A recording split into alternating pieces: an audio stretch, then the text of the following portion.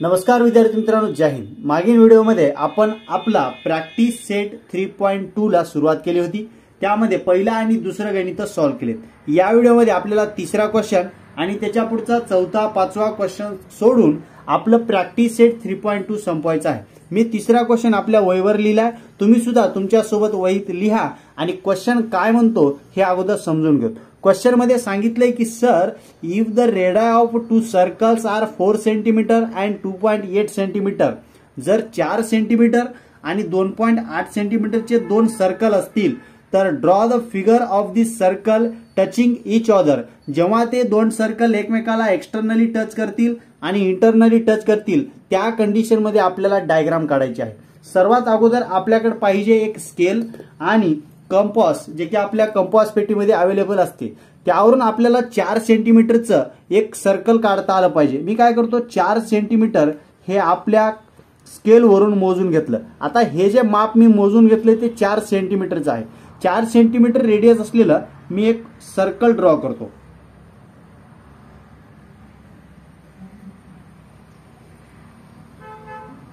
Okay, दिसते तुम्हाला पेन्सिलनं marking केलेलं, राईट। हे जे सेंटर आहे त्याला नाव देऊ, समजा हे सेंटरला नाव देऊ ए, आणि इथून जे सर्कलची रेडियस आहे ती असेल 4 सेंटीमीटरची। या रेडियसला नाव देऊ, समजा हा सी पॉइंट, आणि 4 सेंटीमीटर हे आपण त्या माप टाकलं एसीचं। एसी काय झाली, आपली रेडियस झाली। आता एसी रेडियस झाली, एसीचं माप 4 सेंटीमीटर आहे, हा आपला पहिला सर्कल आहे। दुसरा सर्कल आहे 2.8 चा, पण तो एक्सटर्नली टच व्हायला, म्हणजे 2.8 सेंटीमीटर दूर या सर्कल पासून 2.8 सेंटीमीटर दूर हे दुसऱ्या सर्कलचं सेंटर आहे। म्हणून मी काय करतो, 2.8 इथून स्केलनं मोजून घेणार आणि तिथं टिक करून घेणार की तिथं आपला दुसऱ्या सर्कलचं सेंटर आहे। इथं काय आहे, दुसऱ्या सर्कलचं सेंटर आहे। आणि 2.8 पुन्हा स्केलनं मोजून घेऊन तेवढी रेडियस असलेलं सर्कल आपल्याला काढता येते, राईट। हे आहे, एवढं माप आहे 2.8 सेंटीमीटर। इथं आहे सेंटर आणि इथून ते आपलं दुसरं सर्कल एक्सटर्नली असल्यामुळे आपल्याला बाहेर काढावं लागणार आहे। हे झालं आपलं दुसरं सर्कल।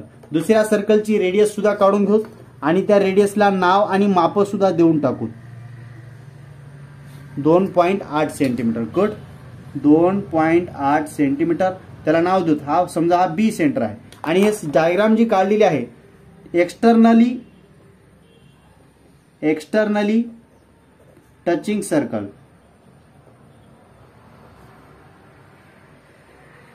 ओके। हे झालं 1 नंबर, वाटल्यास हे 1 नंबर। 2 नंबर सुद्धा आपल्याला काढायचंय इंटरनली। पुन्हा तीच प्रोसेस राहील, 4 सेंटीमीटर मोजून घेणार स्केलवरून, स्केलवर पुन्हा जाणार आणि 4 सेंटीमीटर मोजून घेणार। हे आहे असं मोजून घ्यायचं 4 सेंटीमीटर, ओके। 1 2 3 4 3 4 प्रमाणे 4 सेंटीमीटर मोजून घेतलं। पुन्हा 4 सेंटीमीटर रेडियस असलेलं सर्कल ड्रॉ करतो। हे आहे 4 सेंटीमीटर रेडियस असलेलं सर्कल, ओके। 4 सेंटीमीटर रेडियस असलेलं सर्कल, त्याला सुद्धा माप देऊन टाकू। माप असेल त्याचं त्याला 4 सेंटीमीटर, त्याला सुद्धा नाव देऊन टाकू। समजा सेंटरचं नाव ए आहे आणि हा पॉइंट आहे सी, त्याचं माप काय आहे 4 सेंटीमीटर, ओके। आणि जो दुसरा जो सर्कल आहे जो लहान आहे तो यावेळेस बाहेर आहे का नाही, यावेळेस मध्ये राहणार आहे। पुन्हा 2.8 मी मोजून घेणार स्केलवरून, 2.8 मोजून घेतलं स्केलवरून, आणि तो मध्ये असल्यामुळं त्याचं सेंटर हे या पॉइंट पासून इथं कुठेतरी मध्ये राहणार आहे, म्हणजे इथं राहणार आहे। मग इथं सेंटर ठेवलं आणि इथून आपल्या दुसरा सर्कल सुद्धा आपल्याला सर्कलच्या आतमध्ये काढता येतो, ठीक आहे। सर्कलच्या आतमध्ये काढता येतो। या दुसऱ्या सर्कलच्या सेंटरचं नाव काय आहे, बी आहे। बस, एकदम सोपा क्वेश्चन आपण आपला इथं सॉल्व्ह केला। हे जे डायग्राम आहे ते कोणते आहे, इंटरनली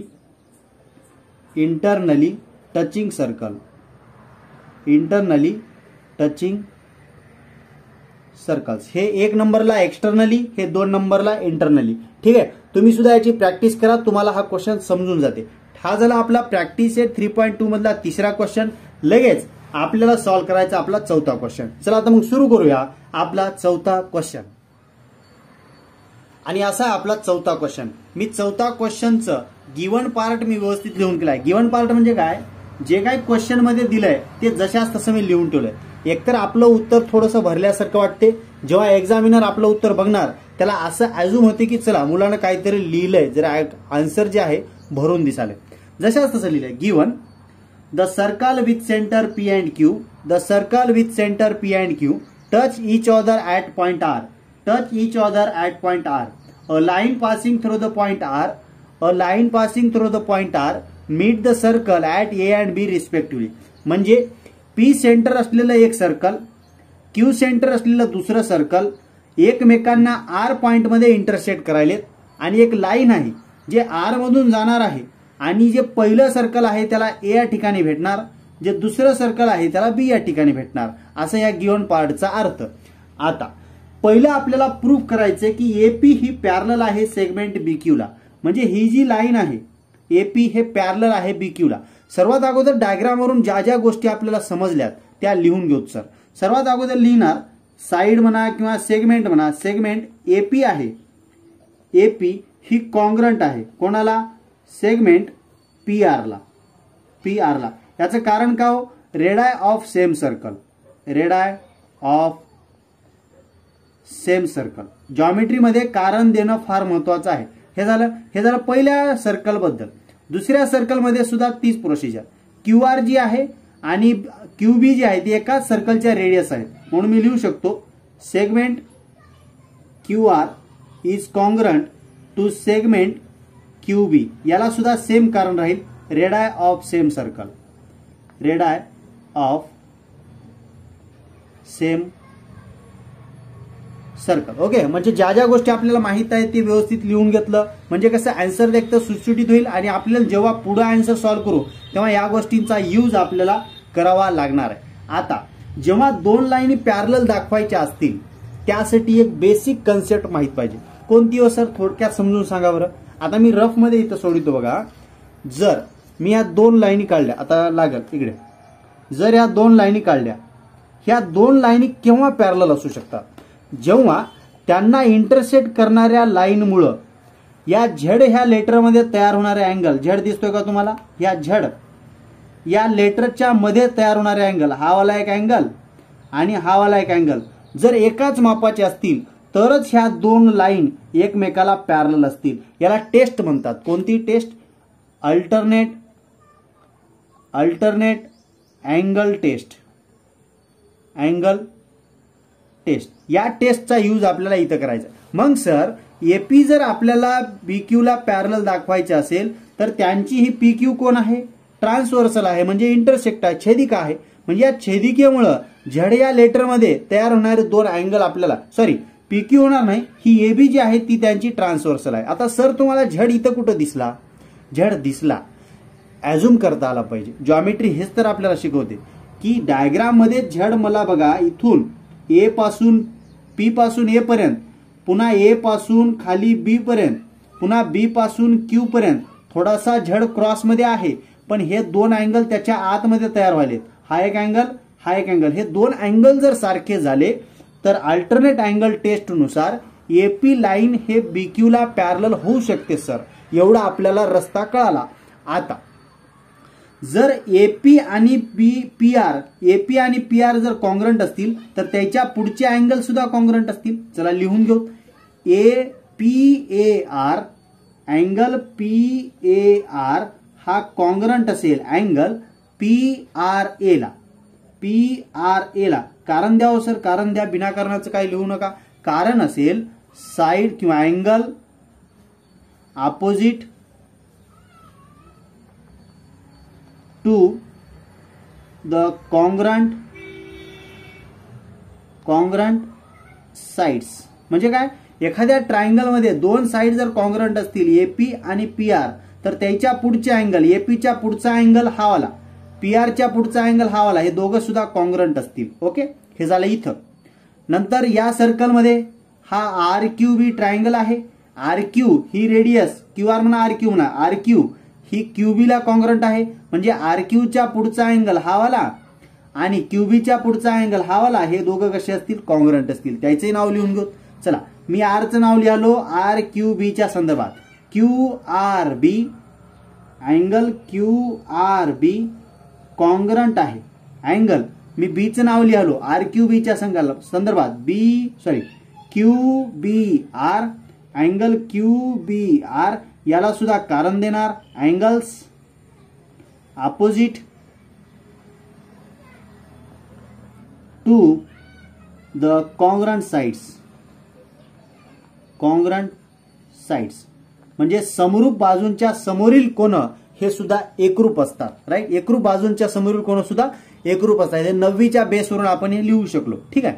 आता चला, हे अँगल कॉन्ग्रंट भेटले, हे दोन अँगल कॉन्ग्रंट भेटले सर. पण पुन्हा आपण एक गोष्ट शिकलो, जेव्हा दोन लाईन एकमेकाला इंटरसेक्ट करतात तेव्हा झेड ह्या लेटरमध्ये तयार होणारे अँगल हे अपोजिट टेस्टनुसार कॉन्ग्रंट असतात सर. म्हणजे जे आर वाला जो अँगल आहे PRA जो आहे तो कॉन्ग्रंट आहे कोणाला, यावाल्या इकडे तोंड करून असलेल्या आर ला, त्याचं नाव काय आहे QRB ला. ते दोघे लिहून घेऊ सर.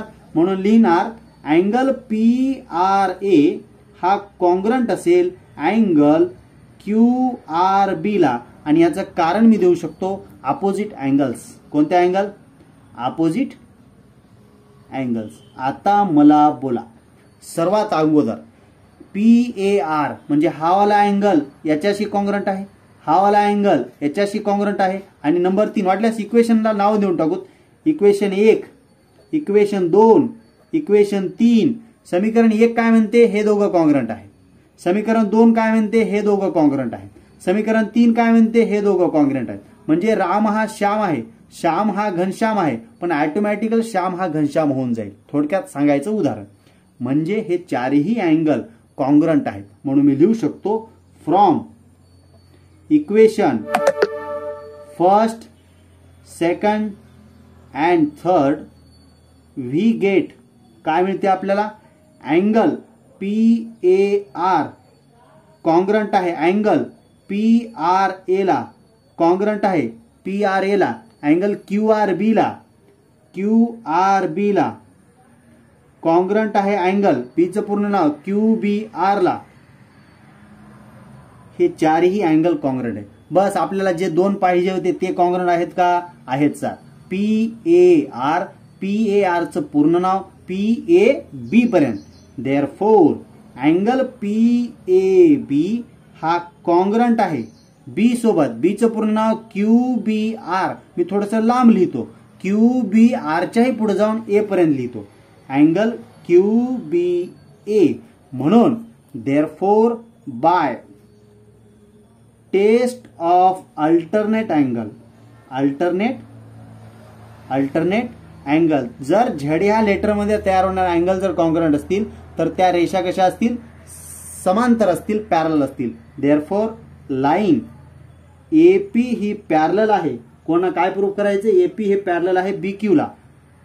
लाईन BQ ला सेगमेंट म्हणा, लाईन म्हणा एकच आहे.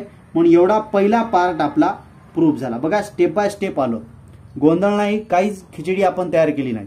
पहिला अँगल दुसऱ्याला, तिसरा अँगल चौथ्याला, दुसरा अँगल तिसऱ्याला. चारही अँगल कॉन्ग्रंट आहेत, चारही अँगल कॉन्ग्रंट आहेत. आपल्याला पाहिजे होते दोन, ते दोघं उचलले आणि त्यानुसार अल्टरनेट अँगल टेस्ट नुसार आपल्याला सेगमेंट AP हे पॅरलल दाखवता आली सेगमेंट BQ ला. हे झालं आपलं पहिल्याचं आन्सर. दुसरं काय करायचंय सर? APR हे सिमिलर दाखवायचंय कोणाला? ट्रायंगल RQB ला. आता सिमिलर कसं असू शकते? सिमिलर दाखवण्यासाठी काही टेस्ट आहेत ज्या की आपण अँगल टेस्ट, या साईड टेस्ट, मराठीमध्ये त्याला बाकोबा कसोटी, कोबाको कसोटी, बा कसोटी, ह्या सर्व कसोट्या आहेत. कोणत्या दोन ट्रायंगल मध्ये उतरायचे आपल्याला? त्या दोन ट्रायंगलचं नाव सुद्धा आपण लिहून घेऊ. पहिला ट्रायंगल आहे APR. Now in triangle APR and triangle RQB दिसतंय तुम्हाला? खाली घेऊ. हा, in triangle APR and triangle RQB कुठं आहेत? APR म्हणजे हा 1 नंबरचा ट्रायंगल, RQB हा 2 नंबरचा ट्रायंगल. तुम्ही उत्तरामध्ये डायग्रामवर पेननं काहीही लिहायचं नाही, मला समजून सांगण्यासाठी लिहावं लागालंय. ठीक आहे, तुम्ही मात्र काही लिहायचं नाही, पुरेपूर पेन्सिलचा यूज करायचा आहे. पेननं तुम्हाला दिसते, कॅमेऱ्यात रेकॉर्ड होते, पेन्सिलने व्यवस्थित दिसत नाही म्हणून मी पेननं लिहालो. ठीक आहे, काही जण म्हणतील सर तुम्ही पेननं कसं लिहायला? सांगलं ना कारण त्यासाठी. आता APR म्हणजे पहिला ट्रायंगल, RQB म्हणजे दुसरा ट्रायंगल. दोघात काय सारखं आहे? दोघात आहे सारखं. एकतर हे दोन अँगल सारखे आहेत, लिहून घेऊत का नावं? लिहून घेऊत. चला, देअरफॉर अँगल ARP हा कॉन्ग्रंट आहे अँगल ARP झाला याचा पहिला. QRB, अँगल QRB हे कशाहून घेतलो बरं मी? कशाहून घेतलो? ARP QRB हे फ्रॉम थर्ड. कारण देऊ शकतो मी फ्रॉम थर्ड. चला, फोर्थ वरून याला नाव देऊ फोर्थ इक्वेशन. याचाही यूज पडला ना आपल्याला. याला नाव देऊ 4. याच्यावरून हे दोन अँगल सारखे आहेत म्हणून यांचेही नाव लिहून घेऊ. चला, पहिल्या एचं नाव PAR, अँगल PAR हा कॉन्ग्रंट आहे. अँगल बीचं पूर्ण नाव QBR कशाहून घेतल्या सर तुम्ही? हे मी हे फ्रॉम फोर्थ इक्वेशन म्हणून घेतलंय. आता इथून अँगल सारखा भेटला, इथून अँगल सारखा भेटला तर by angle test of similarity triangle पहिला APR हा सिमिलर आहे ट्रायंगल दुसरा RQB सोबत. हे झालं आपलं दुसरं आन्सर. राईट. तिसरंही सोपं आहे. तिसऱ्याचं काय म्हणते बघा. तिसऱ्यामध्ये काय काढायचं? पुस्तक दिसतंय. ओके, प्रश्न सुद्धा दिसतोय. Okay, find RQB. कुठं आहे RQB?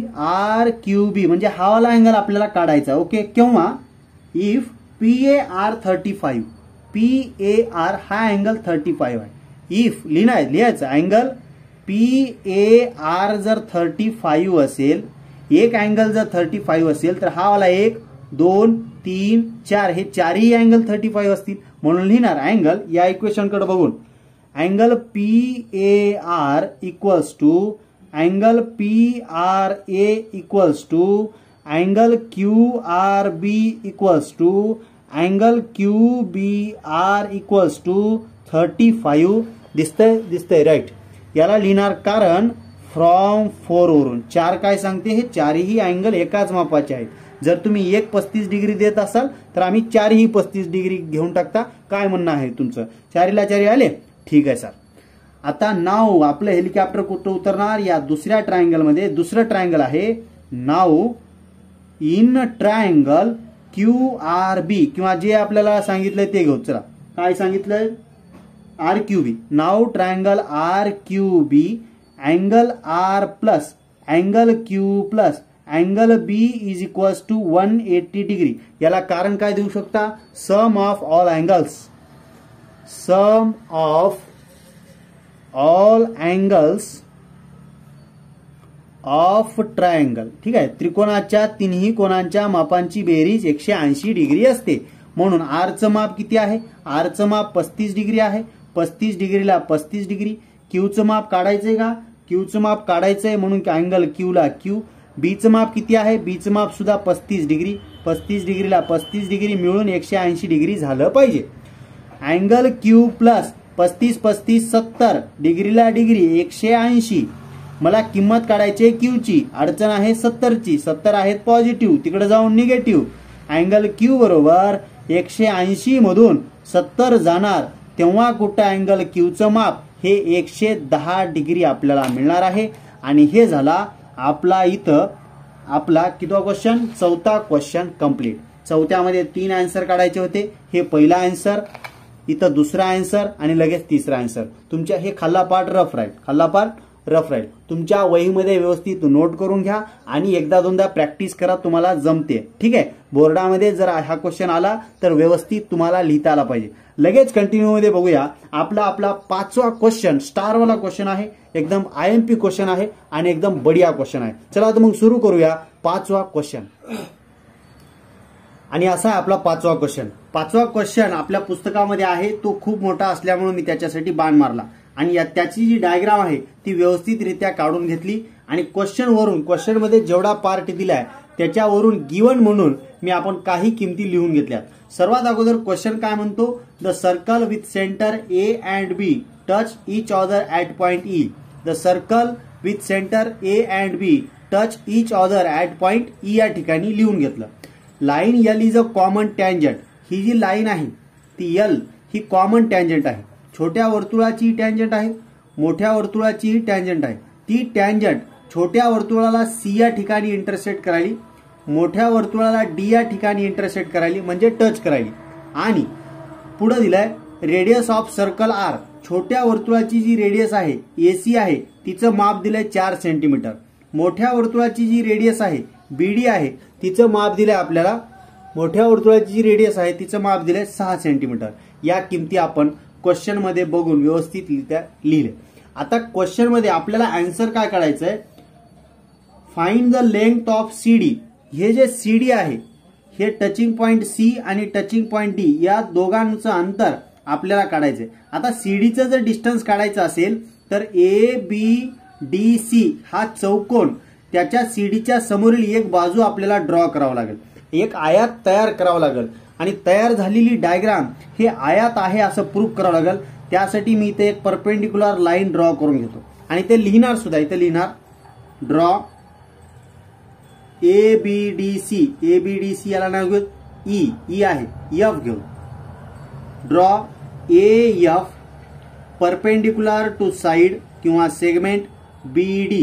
देअरफॉर अँगल AFD काय होणार आहे, AFD होणार आहे 90 डिग्री. इथला अँगल किती डिग्री होणार आहे, 90 डिग्री. ठीक आहे, इथला एक अँगल आपल्याला 90 डिग्री भेटला. आणि अजून एक आपल्याला माहित आहे टँजंट आणि रेडियस जिथं भेटतात तिथं सुद्धा अँगल किती डिग्री असतो, 90 डिग्री. 90 डिग्री असतो. हे दोन सुद्धा अँगल 90 डिग्री राहणार आहेत. कोणता थेरम, टँजंट रेडियस थेरम नुसार. यांचे सुद्धा माप लिहून घेऊ. Angle ACD is equals to angle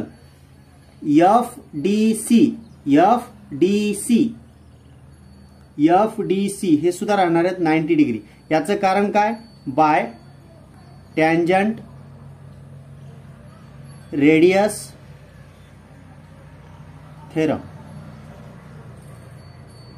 नाव आता मी एका क्वाड्रिलॅटरल मध्ये जाणार आहे, त्याचं नाव बघा AFDC.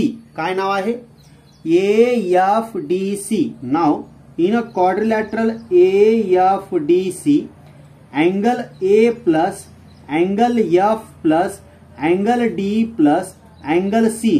चौकोर जे काही चौरस असतो तयार आकृती असते त्या चारही कोणांच्या मापांची बेरीज किती डिग्री असते, 360 डिग्री असते.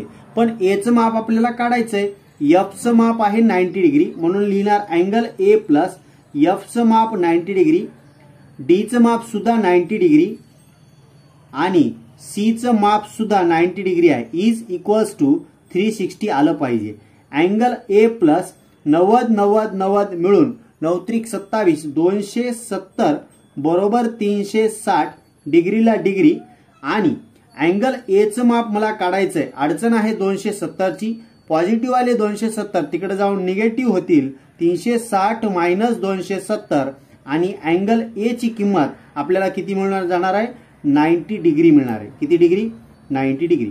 Therefore angle A is equals to angle F is equals to angle D is equals to angle C is equals to 90 degree. जर एखाद्या डायग्रामचे 1 2 3 4 चारही अँगल जर 90 अंश होत असतील तर ती डायग्राम आपल्याला आयात आहे, रेक्टँगल आहे असं म्हणता येते by definition of rectangle. Therefore quadrilateral कोणता, AFDC इज अ रेक्टँगल.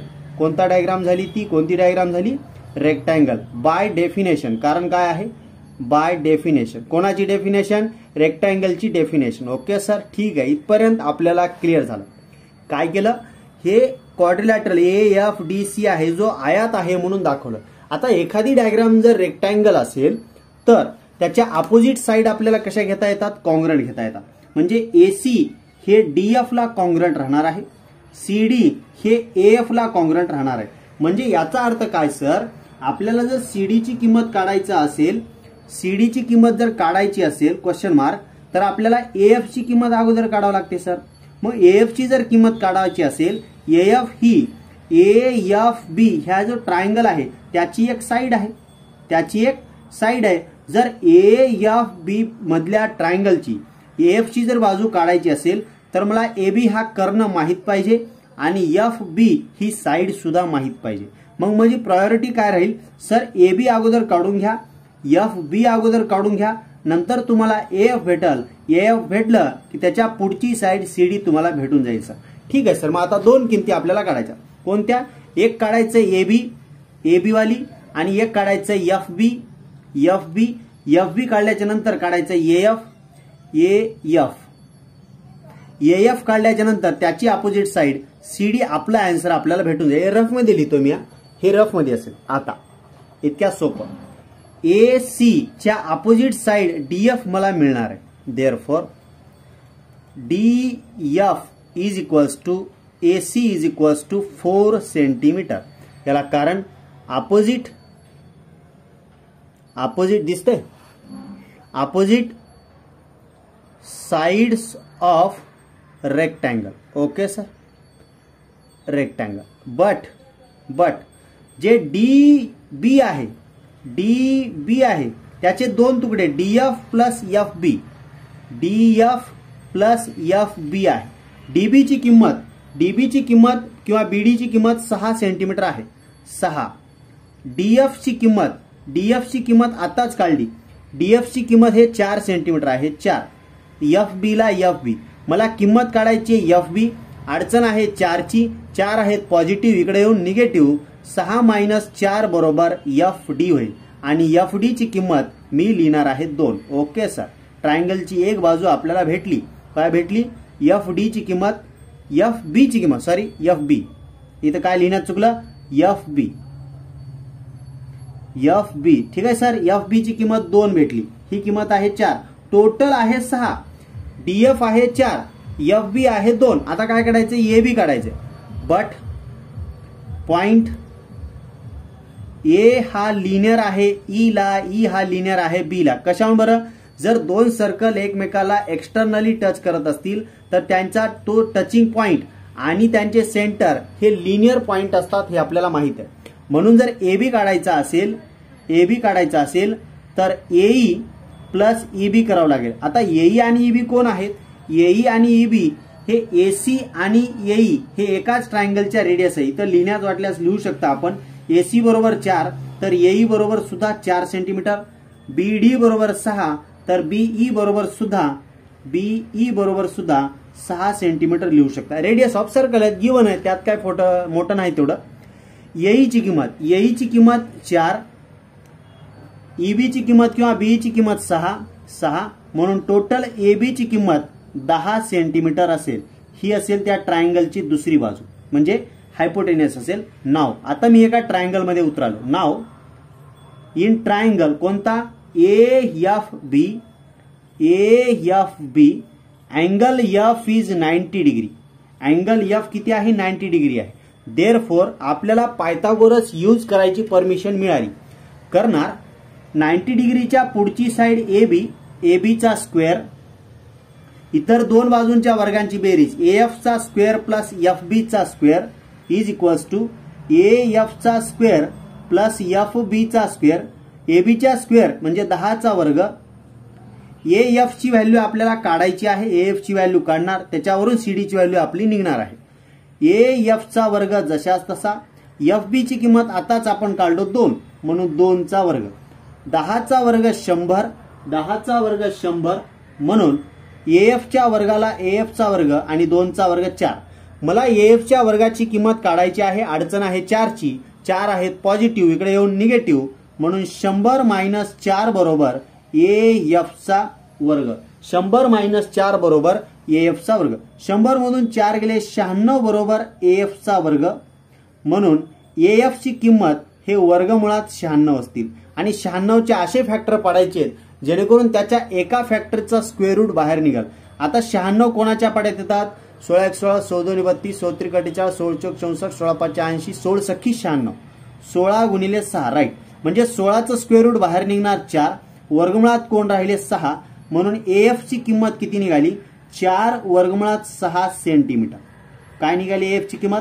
4 वर्गमुळात 6 सेंटीमीटर. पण नुसती AF ची किंमत काढणार आहे का? नाव इन अ क्वाड्रिलॅटरल AFDC जे CD चं माप आहे ते AF बरोबर आहे. CD is equals to AF आणि AF ची व्हॅल्यू 4 वर्गमुळात 6 आहे. याचं कारण देऊ शकता opposite sides opposite sides of rectangle आणि जी व्हॅल्यू आपल्याला पाहिजे होती CD बरोबर 4√6 सेंटीमीटर, हेच आपलं फायनल आन्सर आहे आणि एकदम सिस्टमॅटिक आपण आपला 5वा क्वेश्चन सुद्धा इथं सॉल्व्ह केलाय. आणि अशा प्रकारे आपली जे प्रॅक्टिस सेट 3.2 आहे या व्हिडिओमध्ये तिसरा, चौथा, पाचवा हे 3 गणितं घेऊन आपली प्रॅक्टिस सेट 3.2 व्यवस्थितरित्या संपवली. आशा करतो की तुम्हाला हे तिन्ही गणितं व्यवस्थित समजले असतील तर आपल्या फ्रेंड्सचा जो स्टडीवाला ग्रुप आहे त्यामध्ये शेअर करायला विसरू नका. पुन्हा भेटूया पुढच्या व्हिडिओमध्ये. जय हिंद, जय भारत.